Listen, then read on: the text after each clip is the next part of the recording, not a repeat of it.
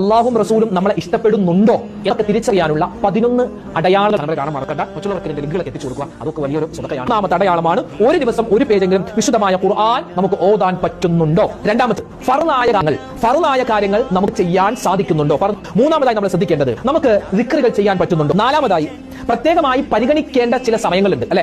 ഇശാ മഗ്രിബിന്റെ ഇടയിൽ വെള്ളിയാഴ്ച രാവ്, വെള്ളിയാഴ്ച പകൽ, തിങ്കളാഴ്ച രാവ്, തിങ്കളാഴ്ച പകൽ വളരെ ശ്രേഷ്ഠമുള്ള സമയമാണ്. അപ്പൊ അള്ളാഹു ആദരിച്ച ചില സമയങ്ങളുണ്ട്, സന്ദർഭങ്ങൾ. അതിനെയൊക്കെ നമുക്കും ആദരിക്കാൻ പറ്റുന്നുണ്ടോ. അഞ്ചാമതായി നമുക്ക് അള്ളാഹു തന്നിട്ടുള്ള അനുഗ്രഹങ്ങൾ, നിഅമത്തുകൾ, അതിന് നമുക്ക് ശുക്ർ ചെയ്യാൻ പറ്റുന്നുണ്ടോ, അൽഹംദുലില്ലാഹ് എന്ന് പറയാൻ പറ്റുന്നുണ്ടോ. ഏഴാമതായി ഇസ്തിഗ്ഫാർ അധികരിപ്പിക്കാൻ പറ്റുന്നുണ്ടോ എനിക്ക്. ഏഴാമതായി സല്ലല്ലാഹു അലൈഹി വസല്ലമ തങ്ങൾ പറയുന്നു, ഒരാള് ദുഹാ നമസ്കാരം നിത്യമായി നിസ്കരിക്കുന്നവനാണെങ്കിൽ അള്ളാഹു അവനെ ഇഷ്ടപ്പെടുന്നുണ്ട്. എട്ടാമത്തേത് അള്ളാഹനെ ഓർത്ത് കരഞ്ഞവനാണോ. പത്താമത്തേത് തൗബ ചെയ്യുന്ന ആളുകൾ അള്ളാഹു തആല ഇഷ്ടപ്പെടുമെന്നാണ്.